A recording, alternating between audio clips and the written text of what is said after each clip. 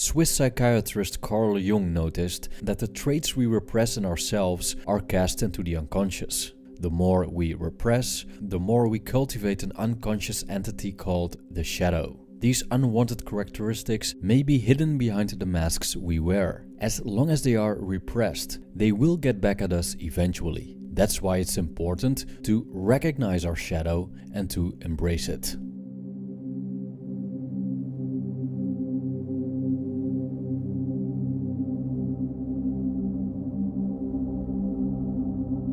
Philosopher Alan Watts spoke of what he called the element of irreducible rascality, which is inherently part of being human. We are both the good and the bad, the angel and the devil, the reason and the passions.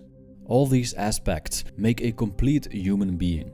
Unfortunately, we often deal with this rascality in an unhealthy way, by repression. Throughout the ages, many different ideologies erupted that celebrated one set of characteristics and condemned another. At first glance, it seems a good thing to banish the undesirable in an effort to transform humanity into something more desirable, whatever that may be. We can try hard to be purely good, but the problem with this pursuit is that it's impossible to get rid of something that's inherently part of us. In psychology, one often speaks about self-improvement, but also about self-acceptance, and that to become better people, we should first accept ourselves.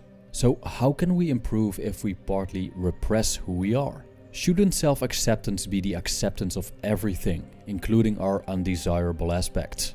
Only through this acceptance, we're able to work with these aspects and integrate them into our daily lives.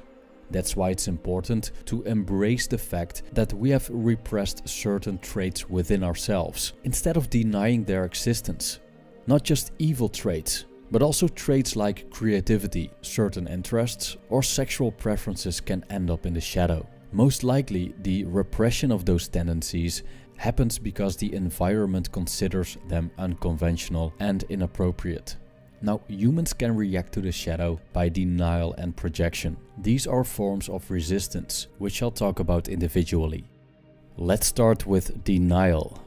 The denial of our shadow could lead us to a destructive path. Some people simply deny that they possess negative traits, or heavily reductionize their undesirable characteristics. But doing so is basically an act of betrayal, not only to oneself, but to the environment as well. Me, for example, I'm aware that I've got some pretty dark sides in me, which are hidden behind the persona. Especially as a YouTuber that talks about spiritual topics, I could wear the mask of being all love and light and a near perfect human being. But then I would be nothing more than a fraud. There is evil in me that has come out in the past several times, in ways I regret. When the shadow takes over and we commit evil deeds, we tend to blame the environment or say, I wasn't myself. Or in a religious context, we might put the blame on the devil for possessing us. The truth is that nothing can erupt in us if the seed isn't already present. The more we deny these darker sides, the denser the shadow becomes. That's why, and I paraphrase Alan Watts here, the goody-goodies are often the biggest troublemakers. In many cases, these are extremists, waging ideological wars, forcing their vision of quote-unquote goodness upon others. Goodness is just a construct, and does not equal humaneness. Humaneness consists of what we consider as good, as well as what we consider as bad. And there can only be good when there's bad, because without bad, what's the basis for calling something good? Thus, being humane means being the complete package, including all its ugliness. 2. Projection. A significant manifestation of the shadow is called projection. We recognize in others what we repress in ourselves. This reaction is quite logical because traits we dislike in ourselves, we automatically dislike in others. We can see a strong example of projection in the retired Colonel Frank Fitz, a character in the movie American Beauty. Spoiler alert. Fitz expresses himself as strongly homophobic and is devastated when he suspects his son to have an affair with the neighbor, a man named Lester Burnham. he reacts aggressively towards his son by beating him up and telling him that he would rather want him to be dead than a homosexual. Later in the movie, it turns out that he has repressed his own homosexuality his whole life. And spoiler, instead of resisting the shadow, we can also do an attempt to acknowledge it, so we can integrate it into our daily lives in a healthy way. Integration of unwanted traits seems to be odd, but it's a way to mitigate their harmful elements and to cultivate the positive aspects that hide in the shadow, like creativity. This process of integration starts with awareness. Projection, for example, is actually a great opportunity to discover the things we repress by becoming mindful of our own reactions towards other people's characteristics, which is a direct manifestation of the shadow. Thus, our projections can be a guiding light for making the unconscious conscious.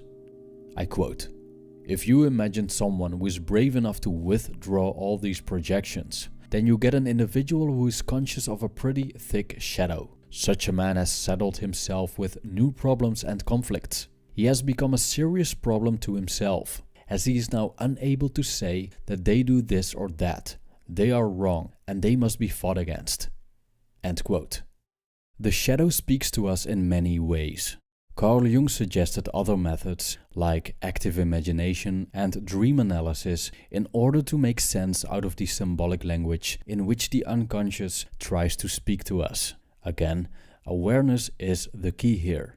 The integration of the shadow is a lifelong process, since we probably can't reveal the shadow overnight. By making the unconscious conscious, the first step towards integration is already made. We have let go of our projections and see what's lingering in the dark.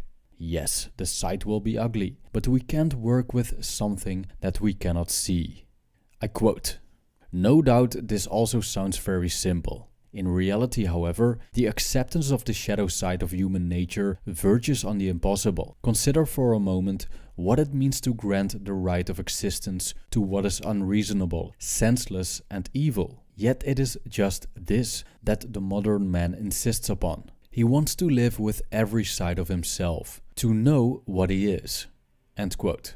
The shadow, being part of ourselves, is like a living organism that's always in flux, and some of it has never seen the light of the day. Thus, integrating it is a lifelong process. We can only illuminate parts of it, and as soon as we become aware of these parts, we can integrate or transmute them. Once we expose our fears, we can let them guide us towards bravery. Once we see our aggression, we can channel it into achievement. Once we are confronted with our creativity, we can incorporate it into our daily lives. From a Jungian perspective, let's not try to be the light while simultaneously rejecting the darkness. Instead, let's stand between the darkness and the light, without judgment, so we can experience what it's like to be fully human. Thank you for watching.